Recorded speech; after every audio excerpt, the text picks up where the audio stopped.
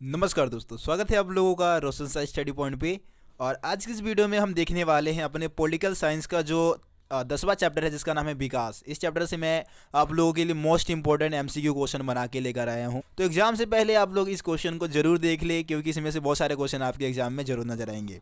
तो यार वीडियो को एंड तक देखना है और सभी क्वेश्चन का उत्तर मैं आप लोगों को बहुत ही अच्छे से समझाकर बताऊंगा, ठीक।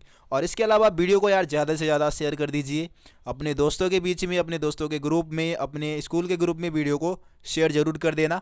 तो चलिए दोस्तों, अब हम अपने क्वेश्चन को देखना स्टार्ट करते हैं। हमारा पहला क्वेश्चन है, विकास का अर्थ है। तो देखिए दोस्तों, आपको इसमें विकास का अर्थ बताना है। तो विकास का अर्थ क्या होता है? उन्नति, प्रगति और कल्याण, है ना। यानी कि यहाँ पे जो ऑप्शन ए बी सी जो दिया गया है तीनों सही है, यानी कि हम उपरोक्त सभी यहाँ पे लगाएंगे, सही उत्तर हो जाएगा। विकास का अर्थ उन्नति, प्रगति और कल्याण होता है। उसके बाद क्वेश्चन नंबर 2 देखते हैं। क्वेश्चन नंबर 2 है, इनमें से विकसित देश कौन है? मतलब विकसित देश का उदाहरण इनमें से कौन सा है, आपको ये बताना है। ऑप्शन ए है Bharat, option B America, option C चीन और ऑप्शन डी पाकिस्तान। तो देखिए दोस्तों, विकसित देश उन देशों को कहा जाता है जहाँ के लोगों की जो आय है वो ज़्यादा है। इसके अलावा वहाँ के लोगों की जीवन स्तर जो है अच्छी है, शिक्षा व्यवस्था अच्छी है, रोजगार के अच्छे साधन मिल रहे हैं। कुल मिला के कहने का मतलब ये है कि जीवन का जो स्तर है वो ज़्यादा उच्च है ना, ज़्यादा अच्छा है उनका। तो वो विकसित देश की कैटेगरी में आ जाते हैं और जो विकास पहले से ही कर चुके हैं। तो यहाँ पे हम सही जो उत्तर लगाएंगे ऑप्शन बी हमारा क्या हो जाएगा? सही उत्तर हो जाएगा अमेरिका, ठीक। यहाँ पे विकसित देश का उदाहरण है। उसके बाद क्वेश्चन नंबर 3 देखते हैं। क्वेश्चन नंबर 3 है हमारा, इनमें से विकासशील देश कौन सा है? विकासशील देश का उदाहरण आपको बताना है। यहाँ पे विकासशील देश कौन कौन है?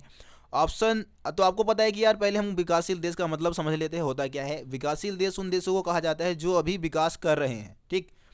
और इसके अलावा जो नव स्वतंत्र देश है, जो कि लगभग 1950 या 60 के दशक में आज़ाद हुए, उन देशों को हम विकासशील देश की कैटेगरी में रखते हैं। तो देखिए दोस्तों, सबसे पहले यहाँ पे अमेरिका दे रखा है, उसके बाद ब्रिटेन, उसके बाद चीन, उसके बाद डी है, इनमें से कोई नहीं। तो गाइस, जो विकासशील देश में जो इसमें से जो सही उत्तर होगा हमारा ऑप्शन सी चीन, ठीक है। चीन को हम एक विकासशील देश की कैटेगरी में रखते हैं। उसके बाद हम क्वेश्चन नंबर 4 देखते हैं। क्वेश्चन नंबर 4 है हमारा,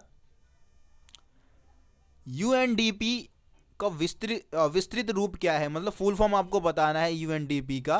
तो देखिए दोस्तों, यूएनडीपी जो है यूनाइटेड नेशन डेवलपमेंट प्रोग्राम है, यानी कि संयुक्त राष्ट्र विकास कार्यक्रम, ठीक है। संयुक्त राष्ट्र विकास कार्यक्रम यूएनडीपी का विस्तृत रूप है, यानी कि ऑप्शन बी यहाँ पे हमारा क्या हो जाएगा? सही उत्तर हो जाएगा। उसके बाद क्वेश्चन नंबर 5 देखते हैं। क्वेश्चन नंबर 5 है, यूएनडीपी अपने वार्षिक रिपोर्ट में क्या प्रकाशित करती है?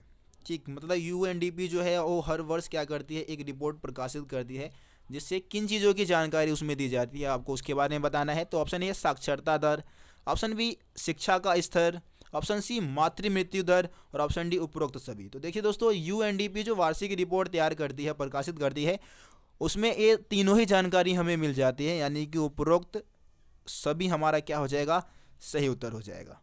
उसके बाद क्वेश्चन नंबर 6 देखते हैं। क्वेश्चन नंबर 6 है जो चित्र पर आधारित क्वेश्चन है। चित्र को आप लोग ध्यान से देख ले। तो क्वेश्चन दिया गया है कि यह चित्र किस बांध का है, ठीक है। ये जो दृश्य है वो किस बांध का है?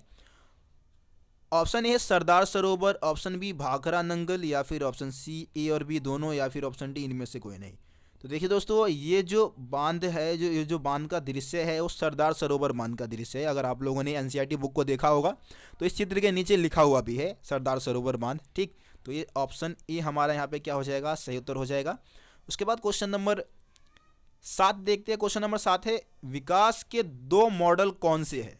ठीक, तो विकास के 2 मॉडल में ऑप्शन ए दिए गए पूंजीवादी समाजवादी, ऑप्शन बी उदारवादी साम्यवादी, ऑप्शन सी ए और बी दोनों, या फिर ऑप्शन डी इनमें से कोई नहीं।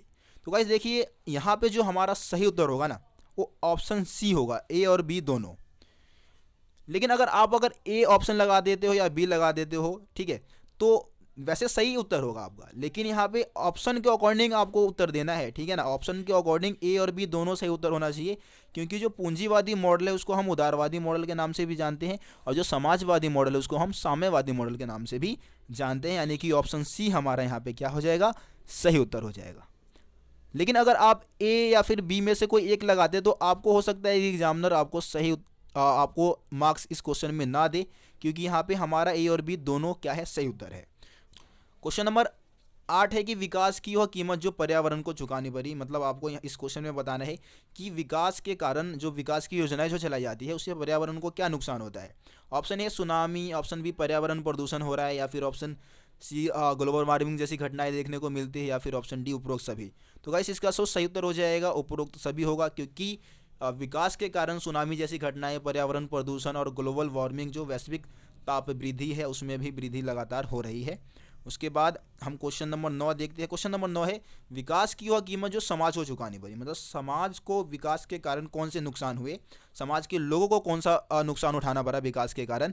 तो ऑप्शन ए है लोगों का विस्थापन, ऑप्शन बी संस्कृति का विनाश, या फिर ऑप्शन सी असमानता में वृद्धि, या फिर ऑप्शन डी उपरोक्त सभी। तो गाइस इसका भी सही उत्तर क्या हो जाएगा, हमारा उपरोक्त सभी हो जाएगा, क्योंकि समाज में क्या हुआ, लोग जैसे हमने सरदार सरोवर बांध का ही उदाहरण लिया था, तो सरदार सरोवर जब बांध बनाया जा रहा था तो बहुत सारे गांव उसमें डूब गए थे, लोगों का विस्थापन हुआ, उनकी संस्कृति का विनाश हो गया, ठीक है, लोग गरीब हो गए, असमानता में वृद्धि हो गई। तो ऑप्शन डी हमारे यहाँ पे क्या हो जाएगा, सही उत्तर हो जाएगा। अब आगे की जो क्वेश्चन है, क्वेश्चन बैंक से लिया हूँ मैं, ठीक है, क्वेश्चन बैंक की क्वेश्चन है, और लगभग 6 क्वेश्चन के आसपास क्वेश्चन है, इसको भी आप लोग ध्यान से देख ले। और क्वेश्चन है विकास का प्रयोग किस शब्द के लिए होता है, उन्नति, प्रगति, कल्याण, उपरोक्त सभी। तो विकास शब्द का प्रयोग उन्नति, प्रगति और कल्याण दोनों तीनों के लिए होता है। ऑप्शन डी हमारे यहाँ पे क्या हो जाएगा, सही उत्तर हो जाएगा। उसके बाद क्वेश्चन है कि आरंभिक वर्षों में विकासशील देशों ने विकास के लिए, ठीक है, विकास के लिए मतलब क्या कुछ किया था, ऐसा कुछ क्वेश्चन है ये, ठीक। तो उसमें ऑप्शन ये दिया गया है औद्योगिक, कृषि और शिक्षा की आधुनिकीकरण एवं विकास के द्वारा आर्थिक उन्नति का लक्ष्य निर्धारित किया। उसके बाद ऑप्शन बी है विकास की योजनाओं का सूत्रपात किया, मतलब विकास की योजनाएं बनाई।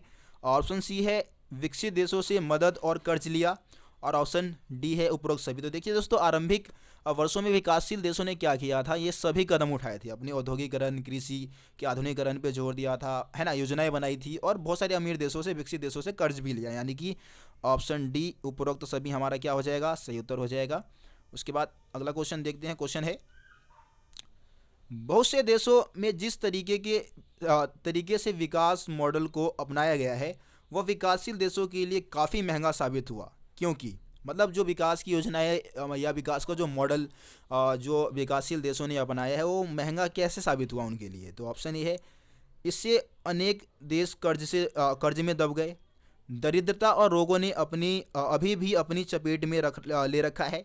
ऑप्शन सी उपरोक्त दोनों, ऑप्शन डी उपरोक्त में से कोई नहीं। तो यार इसका जो सही उत्तर होगा ऑप्शन सी, ठीक है, उपरोक्त दोनों। उसके बाद अगला क्वेश्चन है विकास के मॉडल को अपनाकर किसे कीमत चुकानी पड़ी। तो विकास के मॉडल को अपनाकर किसे चुकानी पड़ी, सरकारों, देशों को, समाज को, या फिर पर्यावरण को, या फिर उपरोक्त सभी को। तो इसका सही उत्तर क्या होगा, उपरोक्त सभी, ठीक है, सभी को भाई कीमत चुकानी पड़ी, विकास के कारण जो भी नुकसान हुए उसका कीमत सभी को चुकानी पड़ी, ठीक। उसके बाद हम अगला क्वेश्चन देखते हैं। क्वेश्चन है विकास की वह कीमत जो समाज को चुकानी पड़ी। 4 ऑप्शन है, ठीक, जो इससे पहले जो क्वेश्चन आया था उससे थोड़ा सा डिफरेंस है। विकास की वह कीमत जो समाज को चुकानी पड़ी, तो ऑप्शन ए है लोगों का विस्थापन, ऑप्शन बी परिस्थितिक संकट, ऑप्शन सी ऊर्जा का अत्यधिक उपयोग, या फिर ऑप्शन लास्ट दिया गया है सरकारों का भारी कर्ज तले दबना। तो देखिए दोस्तों, यहाँ पे समाज की बात की जा रही है, ना तो सरकार की बात कर रहे हैं हम, ना पर्यावरण की बात कर रहे हैं। समाज को कौन सी कीमत चुकानी पड़ी, लोगों को, आम लोगों को कौन सी कीमत चुकानी पड़ी, तो लोगों का विस्थापन हुआ, ठीक है, लोगों का विस्थापन हुआ, ये सही उत्तर हो जाएगा, हमारा ऑप्शन का सही उत्तर हो जाएगा।